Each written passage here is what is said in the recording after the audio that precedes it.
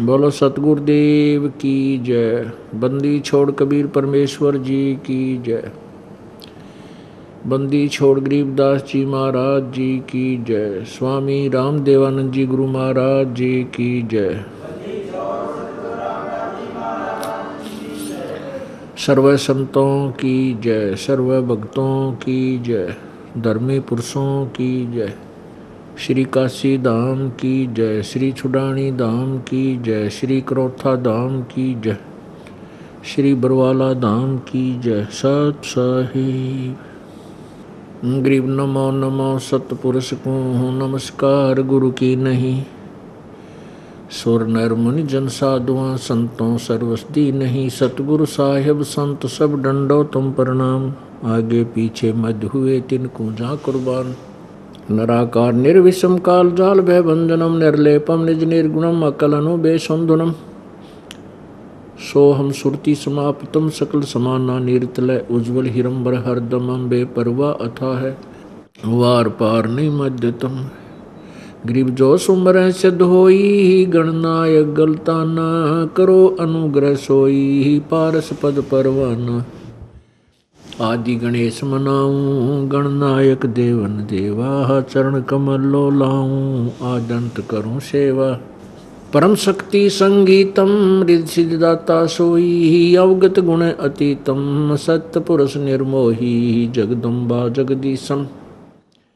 मंगल रूप मुरारी तन मन अर्पों शेषम भक्ति मुक्ति भंडारी।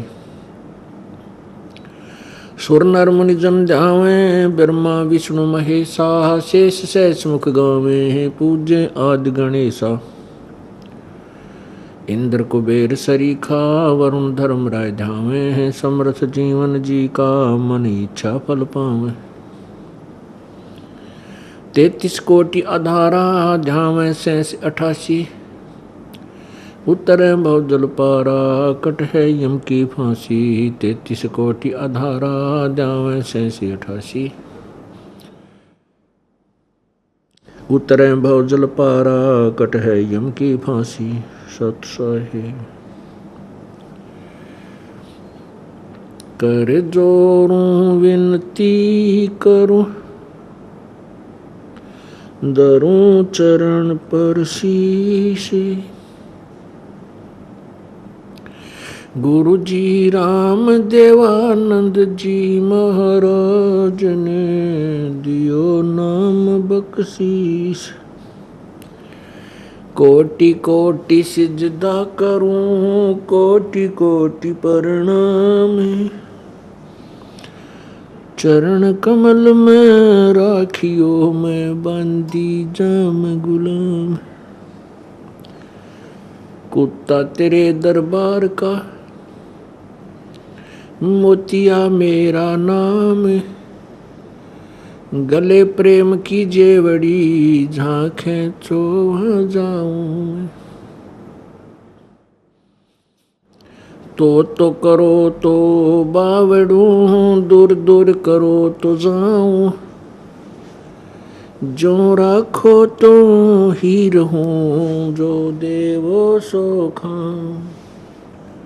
जय इब कै सतगुरु मिले सब दुख आँखों रो।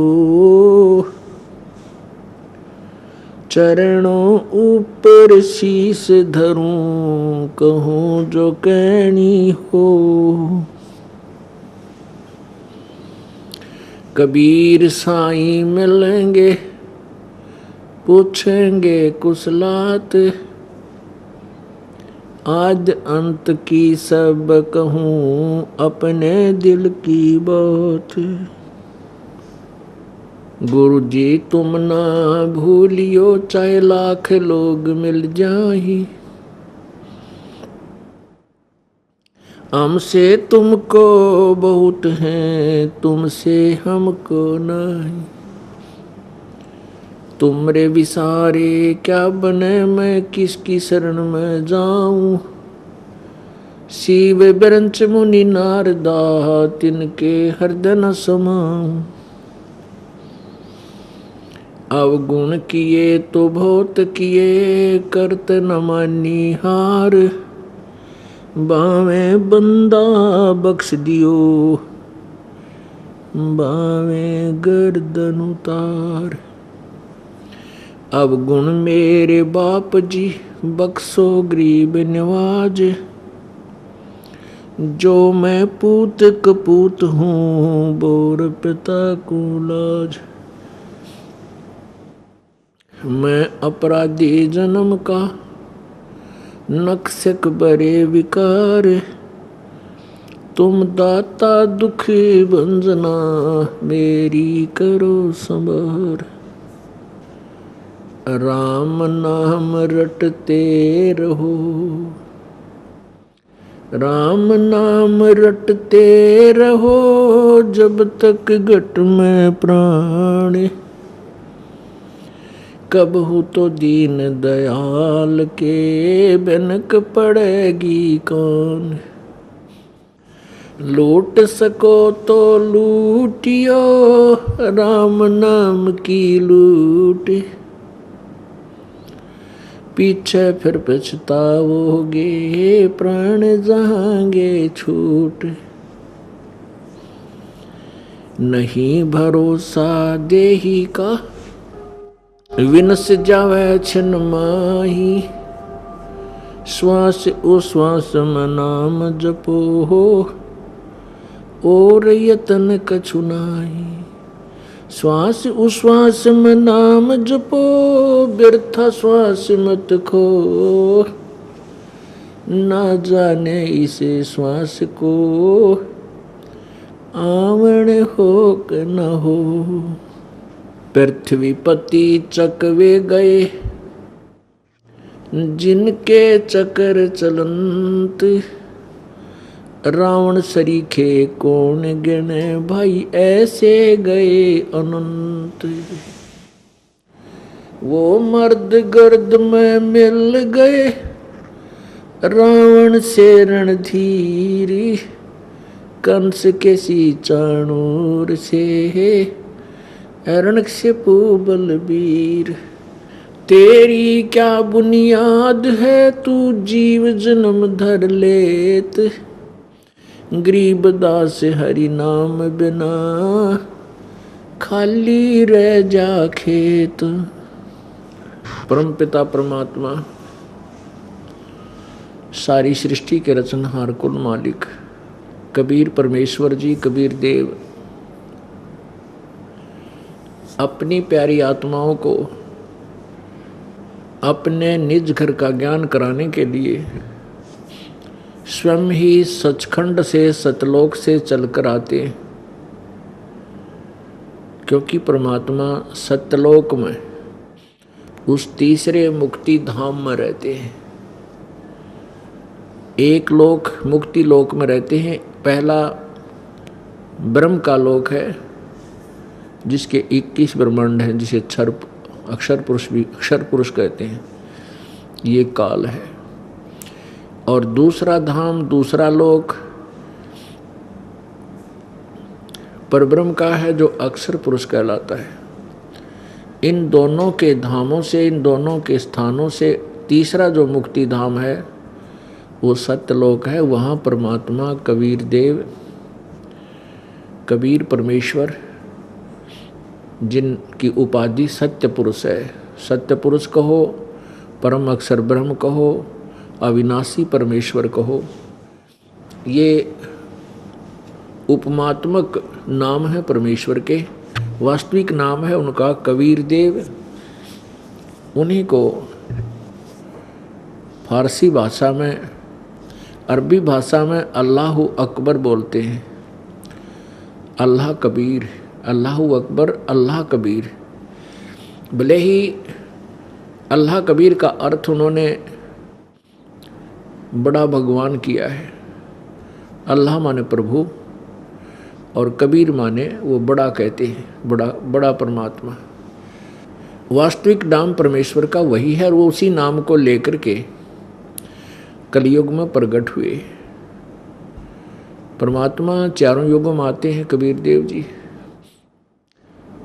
उसे हम अपनी लोकल भाषा में कबीर साहब कहने लग गए। कबीर साहब, कबीर देव, कबीर माने कबीर देव का सीधा अर्थ बनता है कबीर परमेश्वर, कबीर साहब।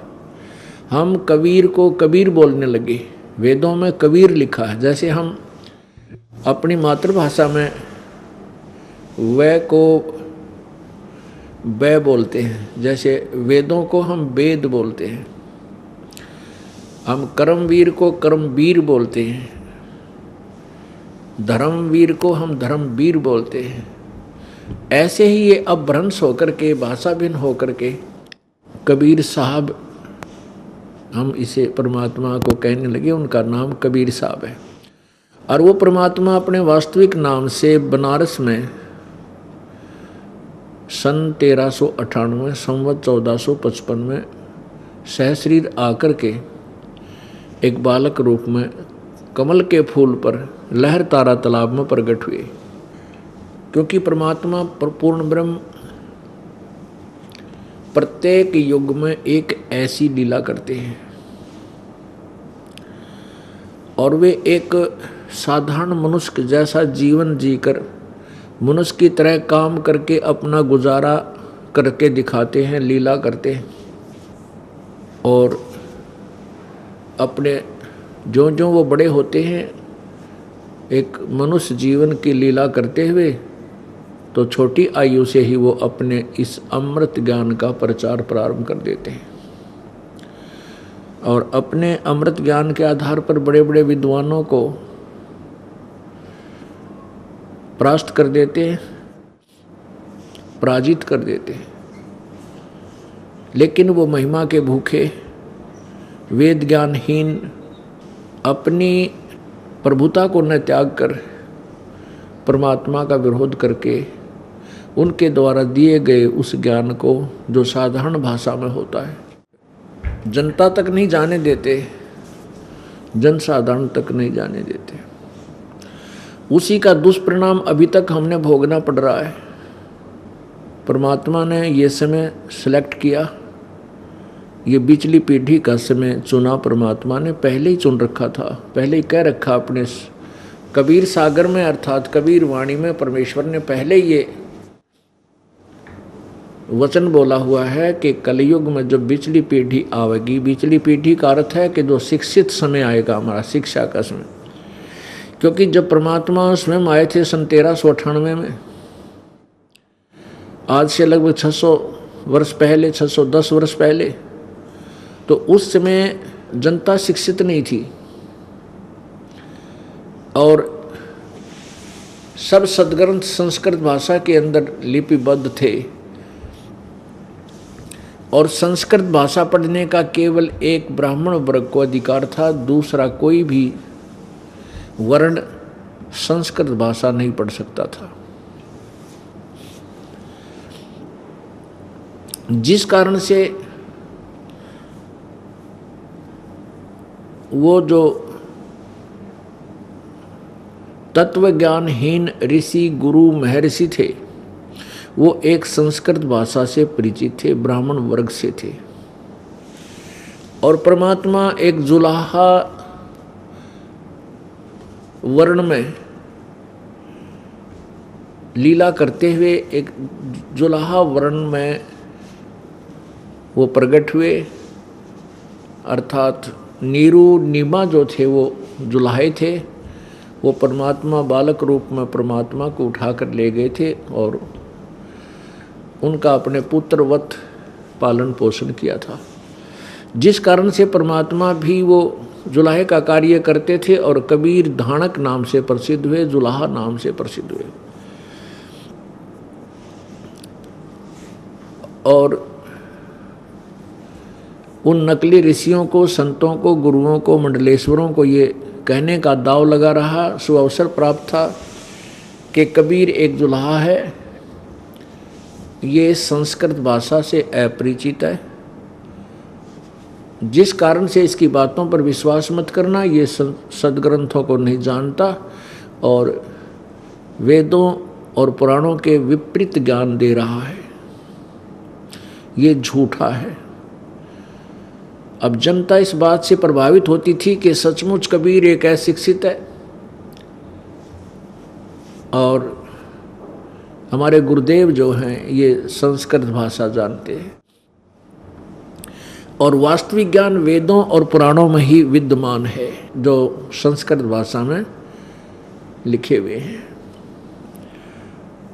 और भोली जनता का ये मानना स्वाभाविक था, जिस कारण से अभी तक ये तत्व ज्ञान छुपा रहा, दबा रहा। और ये नकली गुरु लोग हमारे पूर्वजों को शास्त्र विरुद्ध साधना बता करके उनके जीवन को व्यर्थ करते रहे। अब ये बिचली पीढ़ी प्रारंभ होगी। परमात्मा ने अपनी प्यारी आत्मा धर्मदास जी को बताई थी, क्योंकि परमात्मा अपनी प्यारी आत्माओं को, जो भक्ति के धनी होते हैं, जो दृढ़ भक्त होते हैं, जो अच्छी आत्माएं होती हैं, उनको आकर मिलते हैं, उनको अपना तत्व ज्ञान समझाते हैं और फिर अपने सचखंड में ले जा करके उसको अपनी सतिथि से परिचित करा के वापस छोड़ते हैं। फिर वो आत्मा परमेश्वर की गवाह बनती है, जो अब हमारे इस भक्ति काल में, अब ये पिछली पीढ़ी में वह गवाह हमारे काम आगे कि कबीर भगवान है, कबीर परमात्मा है। ये तो उन आँखों देखे गवाहों ने गवाही दे दी कि Kabir is God, complete God, पूर्ण परमात्मा कबीर है, कबीर जी हैं।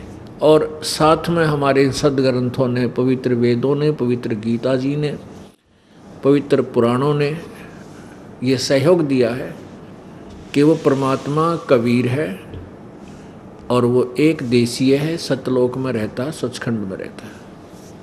तो अब पिछली पीढ़ी में परमात्मा ने इस तत्व ज्ञान को जनसाधारण तक पहुंचाना है और उसके लिए हमारा शिक्षित होना जरूरी था, आवश्यक था। और एक कृपा और की परमात्मा ने कि उन्हीं संस्कृत के जानने वालों से वो सदग्रंथ हिंदी में अनुवाद करवा दिए। हिंदी में अनुवादित ग्रंथों को पढ़ते भी सैकड़ों वर्ष हो गए और अभी तक उन दंत कथाओं पर आधारित पवित्र हिंदू धर्म के श्रद्धालु अपने सदग्रंथों के गूढ़ रहस्यों से अपरिचित हैं। अब ये दास आपके सामने सदग्रंथों को के गूढ़ रहस्यों को सार्वजनिक कर रहा है, आपको आपके रूबरू कर रहा है, तब आपका विश्वास दृढ़ हो रहा है कि सचमुच अपने को जो ज्ञान दिया गया था उन नकली गुरुओं के द्वारा, उस सारा कंप्लीटली आउट ऑफ सिलेबस था, पूर्ण रूप से हमारे सदग्रंथों के विपरीत था। पुण्यात्माओं, जो हमारे पवित्र हिंदू धर्म के जो गुरुदेव थे, आध्यात्मिक टीचर, आध्यात्मिक गुरु, वो तत्व ज्ञानहीन थे और अपने सदग्रंथों से अपरिचित थे। जो टीचर सिलेबस से अपरिचित है और सिलेबस के विपरीत जो कथाएं सुना रहा है विद्यार्थियों को, वो विद्यार्थियों का शत्रु है, उनके जीवन से खिलवाड़ कर रहा है, उनका जीवन बर्बाद कर रहा है। ऐसा ही ये कर्म पवित्र हिंदू धर्म के वह पूर्व वाले आचार्य लोग करके वो वेदों और गीता के और पुराणों के भी विपरीत ज्ञान हमें प्रदान कर गए और कर रहे हैं। अब जो टीचर आउट ऑफ सिलेबस, पाठ्यक्रम से बाहर पढ़ाता है, वो टीचर ठीक नहीं, वो सब बच्चों के जीवन को बर्बाद कर रहा है। यही क्रियाएं अब वर्तमान में धार्मिक गुरुओं की है। एक ये दास है जो सदग्रंथों के उन रहस्यों को आप तक पहुंचाना चाहता है और वो विरोधी लोग जिनकी रोजी रोटी अब बंद होने को आ रही है और जनता उनको अब धिक्कारेगी कि तुम क्या पढ़ाया करते थे, क्या सुनाया करते थे, क्या हमारे सदग्रंथ क्या बता रहे हैं, तुम काहे के गुरु थे, काहे के तुम आचार्य हो। अब उनको ये भय हो गया है कि कहीं जनता सच्चाई से परिचित हो जाए और तुम्हारे जूते लगे, तुम्हें रोटी मिले नहीं। उनको जनता के उद्धार से कोई लेना देना नहीं, ऐसे स्वार्थी लोगों को। यदि उनको जनता के उद्धार से लेना देना है और सच्चे हितैषी हैं तो उन्होंने सरेंडर कर देना पड़ेगा कि हमारा ज्ञान गलत था, हमारी सारी साधनाएं शास्त्र विरुद्ध थी। और इसमें कोई मान बढ़ाई की बात नहीं होती पुण्यात्माओं, इसमें अभिमान का स्थान नहीं है। ये दास अभिमान करे कि मैंने बड़ा अच्छा ज्ञान दे दिया, नहीं, ये ज्ञान तो परमात्मा का दिया हुआ है, सदग्रंथों में लिखा हुआ है, दास तो उसको पढ़कर सुना रहा है और या उसको याद करके एज ए टेप रिकॉर्डर आप तक सुना रहा हूँ। इसमें अभिमान क्या हो गया बता। अगर मेरी अपनी खोज होती तो मैं चौड़ा भी होता, फूलता, अंडी पाकता। अब हम परमात्मा के दिए हुए ज्ञान को ठीक ना समझ सके, इतनी सी भूल बनी, उसको अब ठीक कर लेंगे और वो ठीक करें पार पड़ेगी। गलती को कितने दिन घसीटेंगे। अब शिक्षित समय आ गया, वर्ग हो गया है, शिक्षित समाज है। अब ये अच्छी तरह इस सच्चाई को स्वीकार कर सकता है। परमात्मा आकर के हमें बताया करते थे कि जो साधनाएं आप जी कर रहे हो वो बिल्कुल गलत हैं, वो ठीक नहीं है। परमात्मा क्या बताते थे, तीर्थ कर कर जगमुआ उड़े पानी नाए, राम नाम जप्या नहीं फिर काल घसीटे जाए। कहते हैं शास्त्र विरुद्ध साधना करके तीर्थों पर जाकर के वहाँ स्नान जल में नहा लिए, इससे क्या लाभ हुआ। राम नाम रटा नहीं,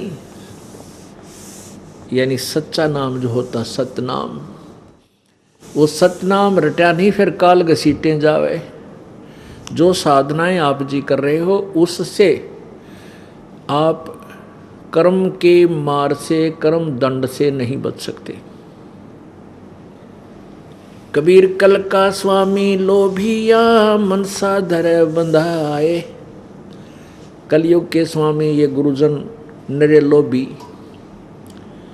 और देवें पैसा ब्याज को फिर लेखा करत दिन जाए। कल का स्वामी लोभिया पीतल धरे खटाए, देवे पैसा ब्याज को फिर लेखा करत दिन जाए। कल का स्वामी लोभिया मनसा धरे बंधाए,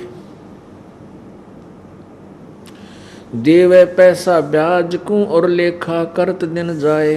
कबीर कल का स्वामी लोभिया पीतल धरे खटाए, राज द्वारे यूं फिरे जो हरियाई गाए। अब परमात्मा के समझाना चाहते हैं कि ये लोभी लालची गुरु जो पैसे के मारे, पैसे के लोभ में राजा लोगों पर, बड़े बड़े सेठ साहूकारों के पास पैसे के लालच में धक्के खाते फिरते हैं। ऐसे फिरते हैं जैसे हरियाई गायें होती है। हरिया गायें बोल रहे हैं जो जिसका कोई धनी ना हो, सुन्नी हो, और वो जिधर मर्जी भाग ले, वहाँ से खेती खाई, फिर दूसरे वहाँ से रोकना चाह तो फिर इधर भाग ली, फिर वहाँ जा खेती खराब की। तो कहते हैं ऐसे वो हरियाई गाय की तरह ये कलयुग के स्वामी संत ऐसे भटक रहे हैं। हर सुमरन साची कथा कोई सुने न काने, कलयुग पूजा दंभ की और पाखंडी का माने।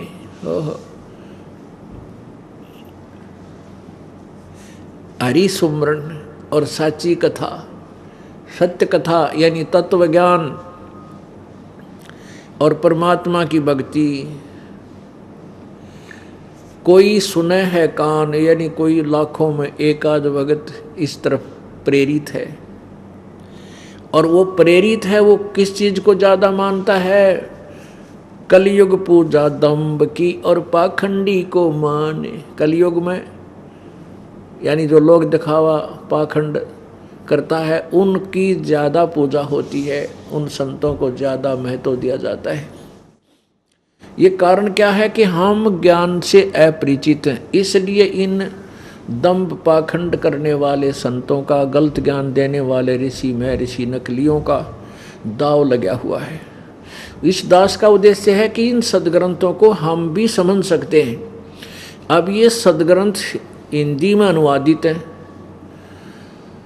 और कबीर परमेश्वर जी ने पहले ही, आज से 600 वर्ष पहले, यही सदग्रंथों का गूढ़ रहस्य अपनी कबीर वाणी में, सच्चिदानंद घन की वाणी में, वो सच्चिदानंद घन परमात्मा कबीर जी हैं, उन्होंने अपनी कबीर वाणी में वो तत्व ज्ञान जो सदग्रंथों के अंदर है, जो संस्कृत में था, वो 600 वर्ष पहले हिंदी में लिख रखा है।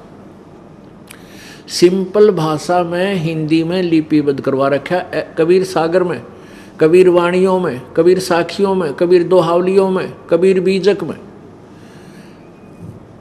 अब तक उस कबीर साहब के उस हिंदी लिपिबद्ध तत्व ज्ञान को हम नहीं मानते थे। क्यों नहीं मानते थे? केवल उनके दोहे दाहे अच्छे लगते थे, इसलिए कुछ दोहे लेकर के हम उसको गाते थे तो आत्मा को खींचते थे। वो परमात्मा की वाणी है। हम इसलिए नहीं मानते थे कि हम ये समझते थे कि सदग्रंथों का ज्ञान तो संस्कृत भाषा में लिखा हुआ है, वो कबीर जी नहीं जानते थे। हमारी भी यही टेंडेंसी थी। अब हमारी आंखें बन गई, आंखें हमारी ऑपरेशन हो गया मोतियाबिंद का, अर्थात अज्ञान हट गया। अब हम तुलना करते हैं सदग्रंथों से कबीर परमेश्वर की वाणी को, तो वो ज्यों के त्यों प्रमाण परमात्मा की वाणी में मिलते हैं, उस सच्चिदानंद घन की वाणी में मिलते हैं, जो गीता जी अध्याय नंबर 4 के श्लोक नंबर 32 में लिखा है कि जैसा कि 25 से 29, 30 तक, 31 तक जो ज्ञान बताया है कि कोई ऐसे साधना करता है, कोई देवताओं की पूजा करता है, कोई व्रत रखता है, कोई अहिंसावादी है, कोई केवल दिन अपना पाठ करके जो है ना स्वाध्याय करके ही अपनी साधना को कर्म पाप नाशक मानता है। ये इस प्रकार के बहुत प्रकार के ज्ञान चौथे अध्याय के 32वें श्लोक के, इस प्रकार के बहुत प्रकार की साधनाएं यज्ञ परमेश्वर सच्चिदानंद घन की वाणी में विस्तार से कहे गए हैं। उस ज्ञान को चौथे अध्याय के 34वें श्लोक में गीता जी में कहा है कि उस तत्व ज्ञान को किसी तत्वदर्शी संत के पास जाकर समझ, उनको दंडवत प्रणाम करने से वो तत्वदर्शी संत आपको उस परमात्म तत्व का यानी पूर्ण परमात्मा का ज्ञान यथार्थ रूप में देंगे। तो वो परमात्मा ने पहले लिखा हुआ था और हम उसे ना समझ करके कबीर जी की वाणी को इतना महत्व नहीं देते थे। अब हमारे सब सदग्रंथों में वही प्रमाण है। अब तुलना कर लेंगे हम, क्योंकि हमारा मोतियाबिंद का ऑपरेशन हो गया। तो क्या बता रहे परमात्मा? तारा मंडल बैठ कर ये चांद बड़ाई खाए, उदय हुआ जब सूरज का स्यों तारों छिप जावे। पुण्यात्माओं, अभी तक जो लोकवेद हम सुना करते थे, लोकवेद होता सुना सुना ज्ञान, जो अक्षेत्रीय ज्ञान है, किसी व्यक्ति विशेष का कहा हुआ बताया हुआ, और जो सदग्रंथों से हटकर है। उस लोकवेद के आधार पर हम श्री ब्रह्मा जी रजगुण, श्री विष्णु जी सतगुण, श्री शिव जी तमगुण को सर्वेश्वर महेश्वर मर्त्युंजय कालज्य सभी ब्रह्मांडों के रचनहार अजर अमर अविनाशी सुना करते थे और ऐसा ही मानते थे। वो लोकवेद था। ये अविनाशी नहीं है, ये सर्वेश्वर नहीं है, ये मर्त्युंजय नहीं है। पुण्यात्माओं, ये लोकवेद था। अब परमात्मा का जो ज्ञान आपके समक्ष होगा, अब यहाँ आपको सदग्रंथों से रूबरू कराना आवश्यक हो गया, क्योंकि ये तत्व ज्ञान इतना उलझा रखा है। अब इसको सुलझाने में भी बहुत कुछ प्रमाणों की आवश्यकता पड़ती है। बगैर प्रमाण के ये तत्व ज्ञान आप 7 जन्म भी नहीं मानोगे, क्योंकि हमने लोकवेद गढ़ा पर रखा है और वो लोकवेद शास्त्रों के विरुद्ध था। अब आपको दिखाना पड़ेगा कि ब्रह्मा विष्णु नाशवान है, अविनाशी नहीं है। अब कारण क्या है कि हम दूध के जले हुए लस्सी को भी फूंक फूंक कर पीते हैं, और दास यही चाहता है कि इस प्रकार हम बिल्कुल अच्छी तरह समझ कर इस मार्ग को ग्रहण करेंगे तो हम सदा के लिए पूर्ण रूप से तैयार हो जाएंगे, कोई हमें डगमग नहीं कर सकेगा। अब देखिएगा, ये पवित्र देवी पुराण ये कहाँ से प्रकाशित है? गीता प्रेस गोरखपुर से। श्रीमद् देवी भागवत संक्षिप्त, सचित्र मोटा टाइप, केवल हिंदी। संपादक हनुमान प्रसाद पोदार, चिमन लाल गोस्वामी। और ये इसके मुद्रक व प्रकाशक कौन है? प्रकाशक व मुद्रक है गीता प्रेस गोरखपुर, गोविंद भवन कार्यालय, कोलकाता का संस्थान। इसके तीसरे सकंद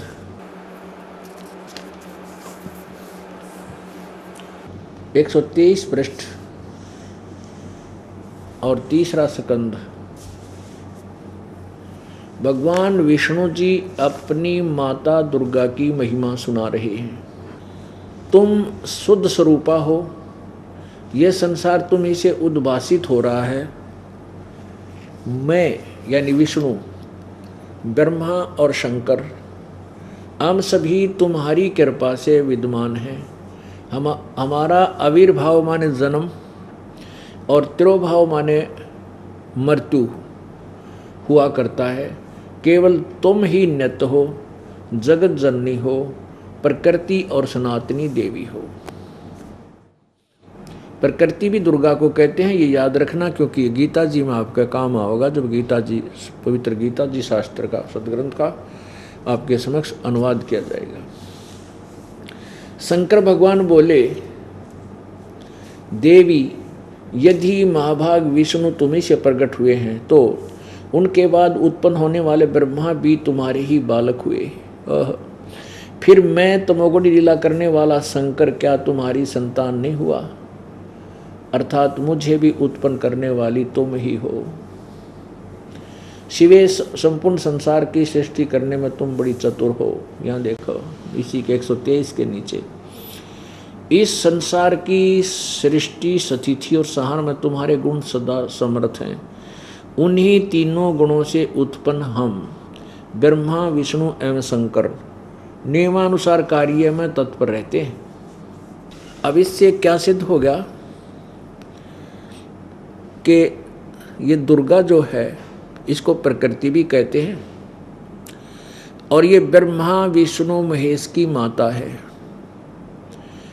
और तीसरा ये सिद्ध हुआ कि रजगुण ब्रह्मा जी, सतगुण विष्णु जी और तमगुण शंकर जी है। और चौथा ये सिद्ध हुआ कि ये नाशवान है, अविनाशी नहीं है। ब्रह्मा विष्णु महेश खुद स्वीकार कर रहे हैं कि हमारा तो जन्म और मृत्यु होता है, हम अविनाशी नहीं हैं। अब प्रश्न चल रहा है परमात्मा की उस अमर वाणी का, सच्चिदानंद घन की वाणी से आपको वो तत्व ज्ञान सुनाया जा रहा है। तारा मंडल बैठे करिए चांद बड़ाई खाए, उदय हुआ जब सूरज का सैतारों छुप जावे। अब अभी तक हम ये ज्ञान सुना करते थे, ब्रह्मा विष्णु महेश अजरो अमर हैं, सर्वेश्वर हैं, महेश्वर हैं, इन्हीं की पूजा करने से पूर्ण मोक्ष प्राप्त होता है। ये सारी सृष्टि के रचनार हैं। ये स्वयं स्वीकार करते हैं कि हमारा तो जन्म मृत्यु होता है, और दुर्गा इनकी माता है। और इनका पिता कौन है? ये ज्योति निरंजन, जिसको ब्रह्म भी बोलते हैं, वो काल है।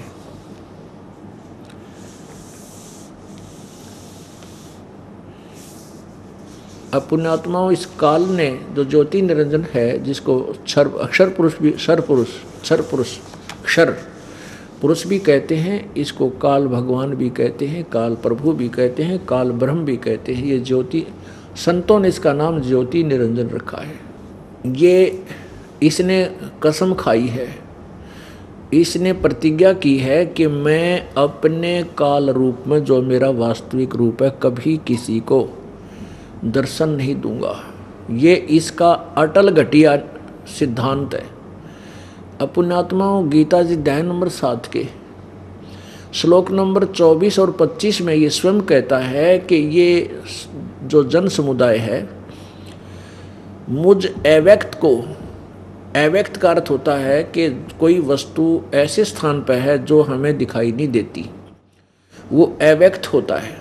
जो छुपा हुआ है और हम उसको नहीं देख पाते, हमारी रीच नहीं है, तो वो अव्यक्त है। जैसे बादल छा जाते हैं और सूर्य बादलों के पार होता है, हम उसे देख नहीं पा रहे, तो उस समय सूर्य जो है अव्यक्त है, लेकिन उसका अस्तित्व नाश नहीं है। ये कहे कि सूर्य है ही नहीं, नहीं, अव्यक्त का अर्थ होता है जो कहीं छुपा हुआ है, परोक्ष है, हमें दिखाई नहीं देता। तो ये खुद कहता है कि मैं, ये जन समुदाय अर्थात ये सामने खड़े जितने भी योद्धाजन, क्योंकि ये गीता जी का ज्ञान उस समय दिया गया था जिसमें दोनों सेना आमने सामने खड़ी थी और अर्जुन का रथ श्री कृष्ण जी ने दोनों सेनाओं के बीच में खड़ा कर दिया था।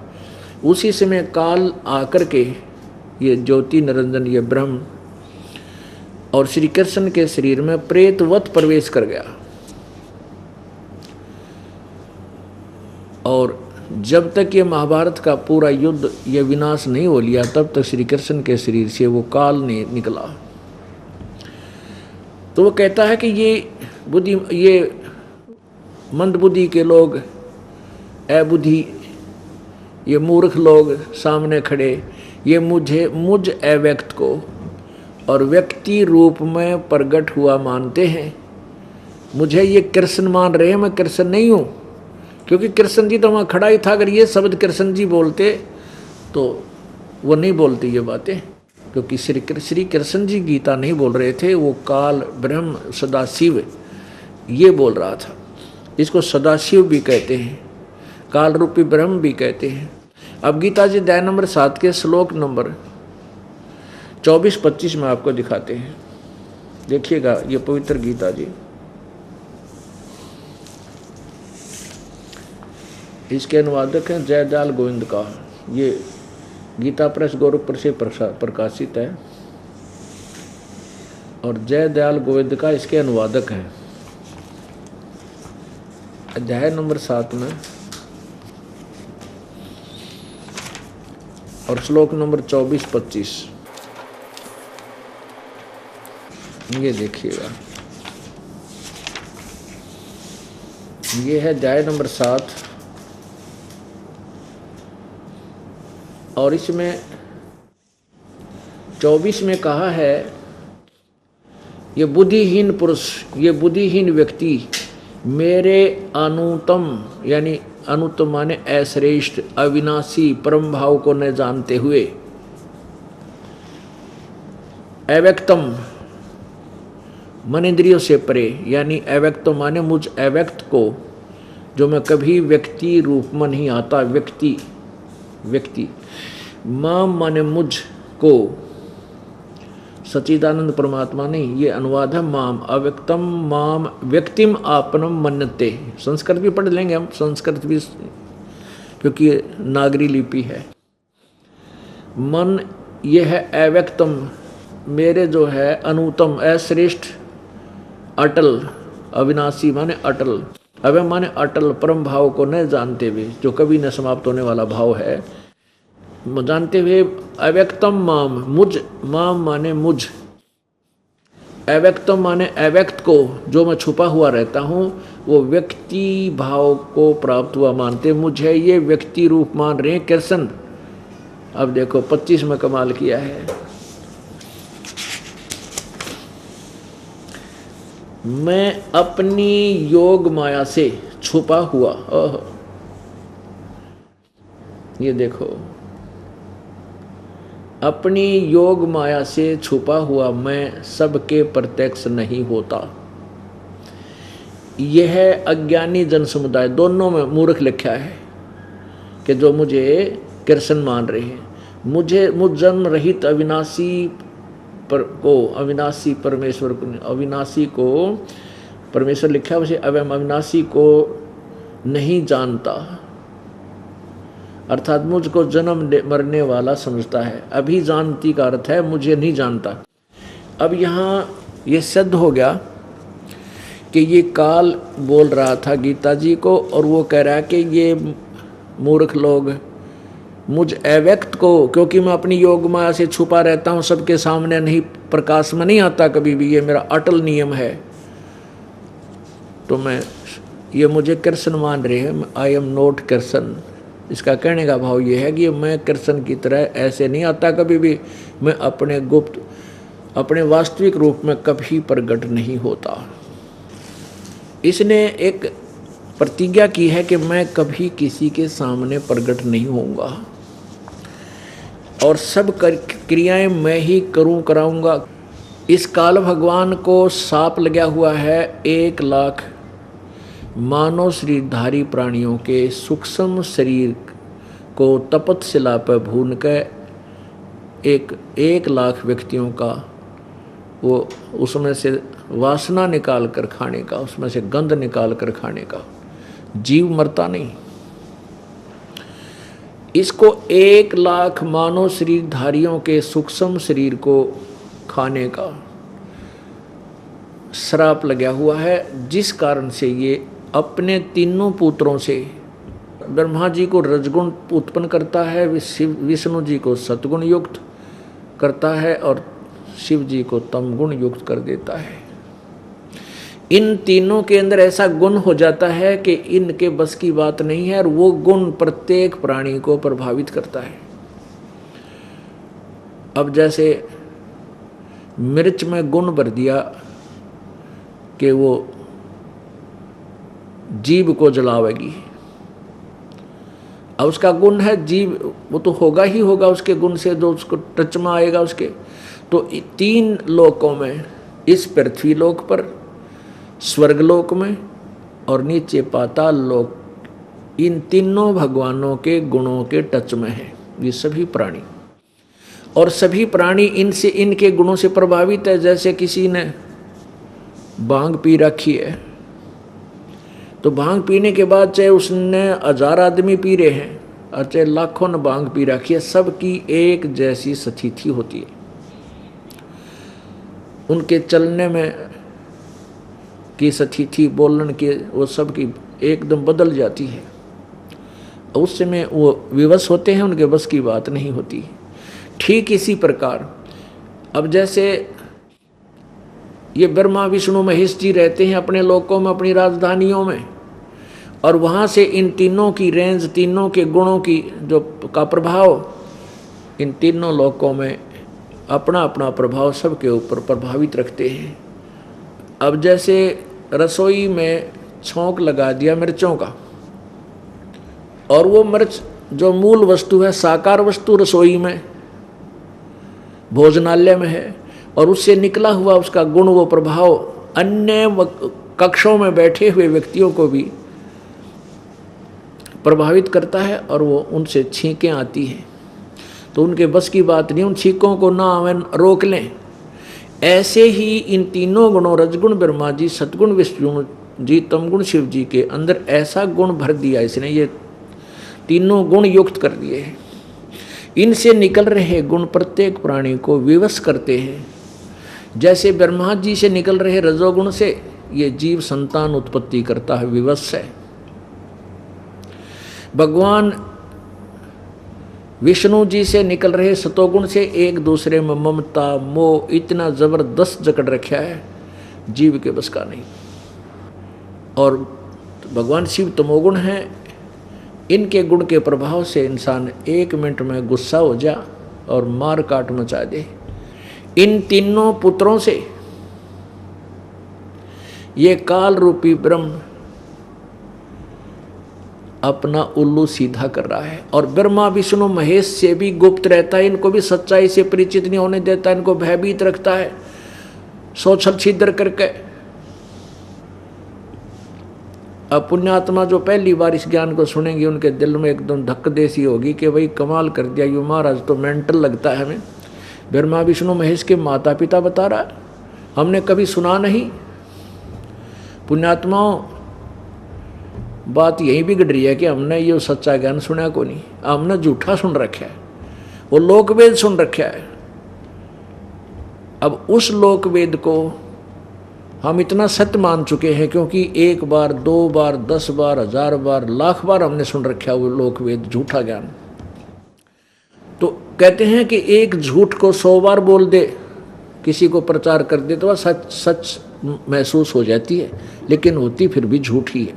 अब आपको थोड़ी सी झलक दिखाएंगे कि ब्रह्मा विष्णु महेश जी के पिता कौन है। ये काल है, ये गुप्त रहता है, ये इनको भ्रमित रखता है, इनको भी सत्य से अपरिचित रखता है।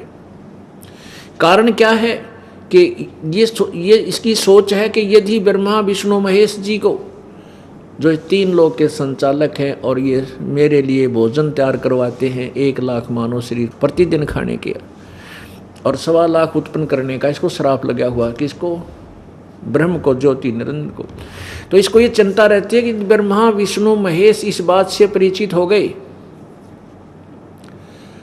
तो वो इस कार्य को बंद ना कर दें और तेरे जो है ना ये या खेती नष्ट हो जाए, ये संसार ना चले, तुझे 1 लाख मानव शरीरधारी प्राणी खाने को ना मिले।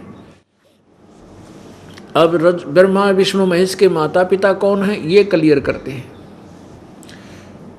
अब माता क्लियर कर दी दुर्गा, उसने देवी पुराण ने। अब शिव पुराण इसका निर्णय और अच्छा देगा।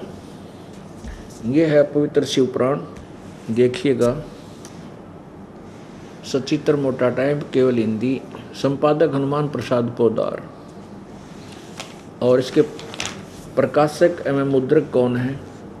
प्रकाशक एवं मुद्रक गीता प्रेस गोरखपुर, गोविंद भवन कोलकाता का संस्थान।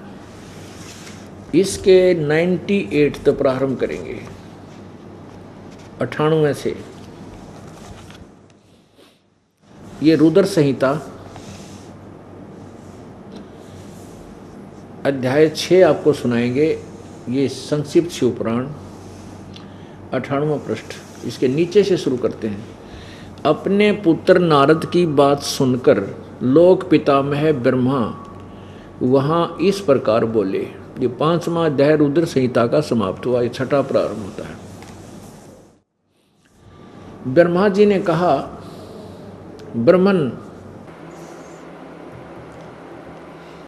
देव शिरोमणे, तुम सदा समस्त जगत के उपकार में ही लगे रहते हो। नारद को कह रहा है, ब्रह्मा जी कह रहे हैं, नारद जी को बता रहे हैं, तुमने लोगों के हित की कामना से बहुत उत्तम बात पूछी है, जिसके सुनने से संपूर्ण लोगों के समस्त पापों का अक्षय हो जाता है। यह अनामय शिव तव का मैं तुमसे वर्णन करता हूँ। शिव तव का स्वरूप बड़ा ही उत्कृष्ट है और अद्भुत है, जिसमें समस्त चराचर जगत नष्ट हो गया था, सर्वत्र केवल अंधकार ही अंधकार था। उस समय तत् सद ब्रह्म, इस श्रुति में जो सत सुना जाता है एकमात्र वही शेष था। अब 101 पृष्ठ पर देखिए ना, 100 पे।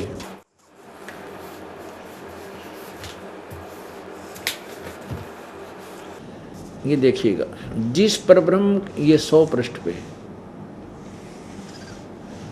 जिस परब्रह्म के विषय में ज्ञान और अज्ञान यानी मिला जुला उलझ पुलझ ज्ञान, ब्रह्मा जी कह रहे हैं, जिस परब्रह्म के विषय में ज्ञान और अज्ञान से पूर्ण उक्तियों द्वारा इस प्रकार विकल्प किए जाते हैं, उसने कुछ काल के बाद द्वितीय की इच्छा प्रकट की। उसके भीतर एक से अनेक होने का संकल्प उदित हुआ। तब उस निराकार परमात्मा ने अपनी लीला शक्ति से अपने लिए मूर्ति अर्थात आकार की कल्पना की। ये आगे देखो, जो मूर्ति रहित परब्रह्म है उसी की मूर्ति कौन है? उसी की मूर्ति ये है, भगवान सदाशिव हैं। ये सदाशिव काल को कहते हैं, ये ध्यान रखना, याद रखना।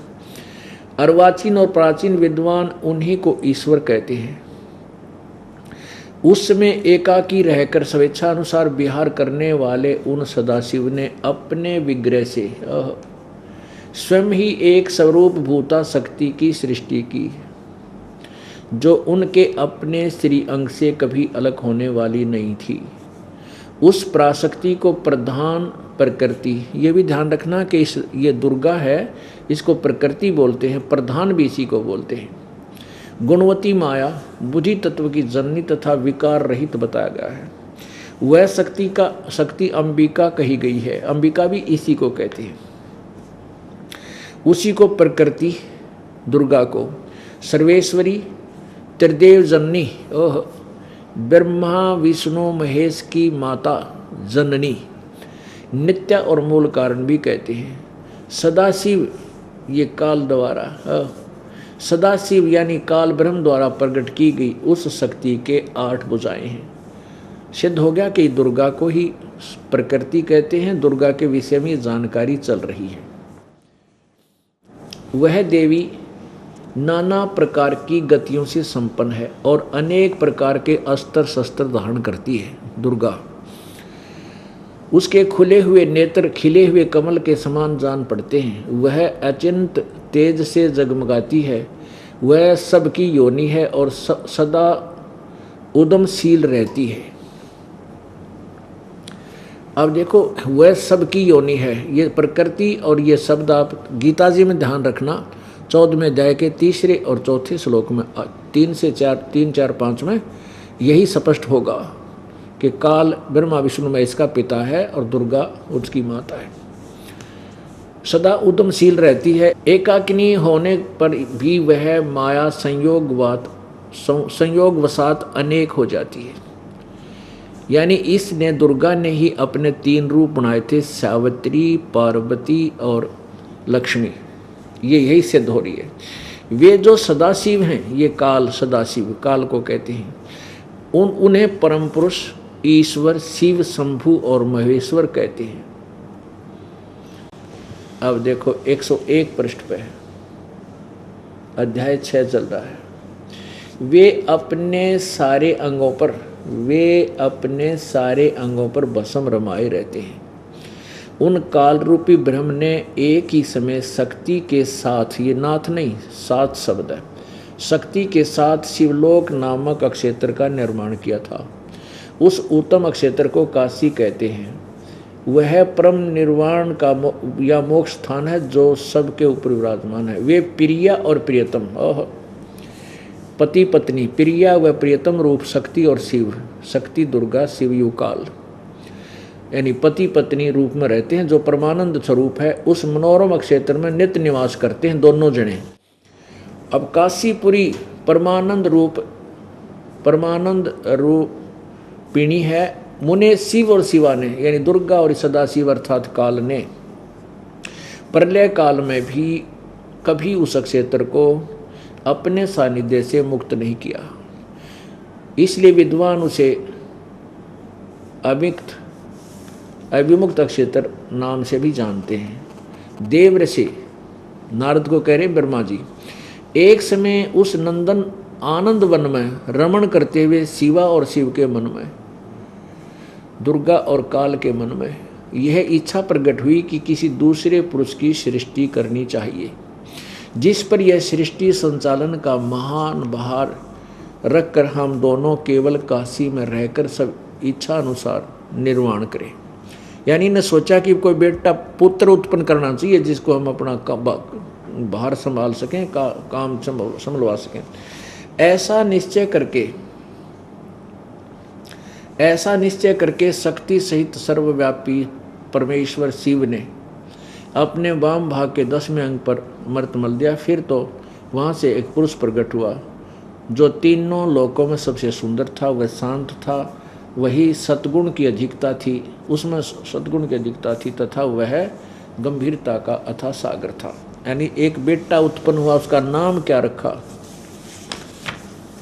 ये देखो 102 पृष्ठ पे। शिव ने कहा, वत्स, व्यापक होने के कारण तुम्हारा विष्णु नाम विख्यात हुआ।